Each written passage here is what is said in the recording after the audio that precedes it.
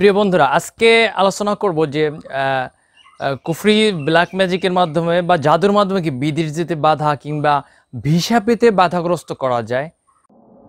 আল্লাহু আকবার, আল্লাহু আকবার।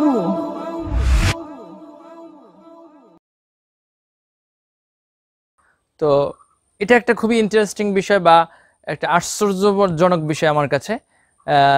কারণ আমি যখন রুকিয়া ফেলতে আসি না, তখন এই বিষয়ে আমি নিজেও জানতাম না যে কোনো সেহেরের মাধ্যমে একটা মানুষকে বাধাগ্রস্ত করা যায়, যার মাধ্যমে সে ভিসা পেতে বিলম্বিত হয় বা কিছুতেই সে ভিসা পায় না, কিংবা বিদেশ যেতে সে বারবার বাধাগ্রস্ত হচ্ছে।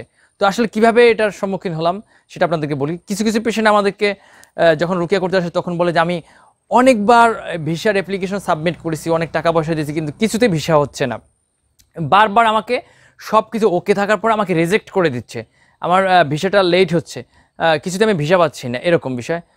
তো ঠিক আছে, আমরা রুকিয়া করলাম পেশেন্টকে। তো দেখা যায় বেশ কয়েকটা সেশনের পরে তার ভিসার কাজ কিছুটা আগাইলো, কিন্তু পুরোপুরি এখনও শেষ হয় না। ধরেন সে কোনো একটা বাইরের কান্ট্রিতে যাবে, যে দেশের ইমিগ্রেশন বা ভিসা প্রসেসিং বাংলাদেশে নাই, সেটা ইন্ডিয়াতে আছে। সে আগে ইন্ডিয়া যেতে পারতো না। তো আমরা ধরেন রুকিয়া করলাম, রুকিয়া করার পর আলহামদুলিল্লাহ আল্লাহর ইচ্ছে সে এক পর্যায়ে ইন্ডিয়া পর্যন্ত যেতে পারছে, ইন্ডিয়ান ভিসা সে পেয়েছে, যেটা আগে সে পেতো না, রুকিয়ার পর সে পেয়েছে।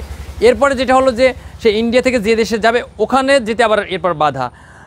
তো তো এরপর আরও রুকিয়া কন্টিনিউ হলো আর কি। তো তার চিকিৎসা চলমান, এরকম অনেক পেশেন্ট আছে। আবার কিছু পেশেন্ট আছে ধরেন যে রুকিয়া করছি, 2-3 বার রুকিয়া করছি বা আর বেশি, এবার আল্লাহর ইচ্ছায় তার সমস্যাটা কেটে গেছে এবং সে দ্রুত দেশের বাইরে চলে যেতে পারছে।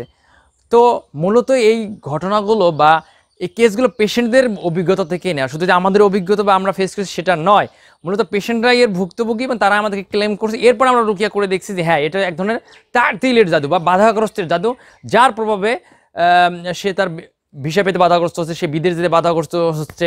কিংবা এমনও অনেক ঘটনা আছে যে পেশেন্ট ভিসা পেয়েছে, বিমানের টিকিট কেটেছে, সব কিছু ওকে, কিন্তু বিমানে ওঠার পর তার পা অবশ হয়ে যাচ্ছে, তার পা ভারী হয়ে যাচ্ছে, সে অসুস্থ হয়ে যাচ্ছে। আবার কেউ কাছে যে না ঠিক আছে, বিমানে উঠতে পারছে, দেশের বাইরে চলে যেতে পারছে, অথবা বিদেশ থেকে বাংলাদেশে আসতে পারছে, কিন্তু এরপরে আসার সাথে সাথে সে অসুস্থ হয়ে যাচ্ছে। তো এটা এক ধরনের আসলে বাধাগ্রস্ত জাদু, যে তাকে বাংলাদেশে ফেরত আসার জন্য বাধাগ্রস্ত করা হচ্ছে অথবা বিদেশ যেতে বাধাগ্রস্ত করা হচ্ছে। যখন সেটা পেরে উঠতে পারতেছে তখন তাকে আবার অসুস্থ করে দেওয়া হচ্ছে। তো এটা আসলে এই ব্ল্যাক ম্যাজিকের আশ্রয় নিয়ে কিছু মানুষের ক্ষতি করতেছে, যেটা অনেক ভাই বোনের এর অভিজ্ঞতার সম্মুখীন হয়েছেন। যারা এর ভুক্তভোগী তারাই এর সত্যতা জানে, আর যারা আসলে এর ভুক্তভোগী নয় তারা এটা মানে হাসি ঠাট্টা করে উড়িয়ে দেয়। এবং তারা ধরেন এই যে আমি বক্তব্য দিলাম এই বিষয়ে, এটা নিয়ে হয়তো একসময় ট্রোল করবে, ইতিপূর্বে অনেকে করেছে।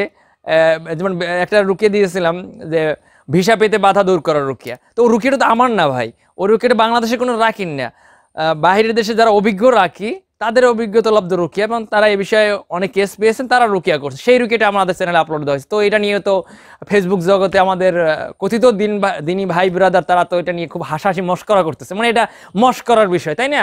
মানে আপনি যদি এ বিষয়ে বাধাগ্রস্ত ভুক্তভোগী তখন আপনি কান্নাকাটি করে দেন, আর আপনি অন্যের বিষয়ে অন্য কেউ হলে তখন এটা নিয়ে আপনি মস্করা করেন। এই হচ্ছে বাংলাদেশের অবস্থা আর কি। হ্যাঁ, তো মূল কথা হলো ভাই, যেটাই হোক, যে ব্যক্তি জিন জাদুতে আক্রান্ত, যে এর ভুক্তভোগী, সে এর বাস্তবতা বুঝতে পারে। এর বাইরে যে ব্যক্তি দেখে না এর এই সমস্যা যে কত মারাত্মক এবং কিভাবে মানুষ এই সমস্যায় বাধাগ্রস্ত হচ্ছে, জীবনে মূল্যবান সময় নষ্ট হচ্ছে, তারা আসলে এর সঠিক মূল্যটা বুঝতে পারবে না এবং সঠিক গুরুত্ব তারা বুঝতে পারবে না।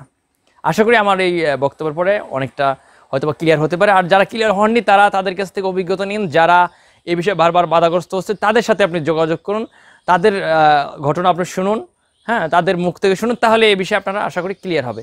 এটা বললাম আপনাদেরকে যে বিদেশ যেতে বাধা বা ভিসা পেতে বাধাগ্রস্ত করে, এরকম অনেক কিছুতে বাধাগ্রস্ত করা হয়ে থাকে ব্ল্যাক ম্যাজিকের আশ্রয় নিয়ে।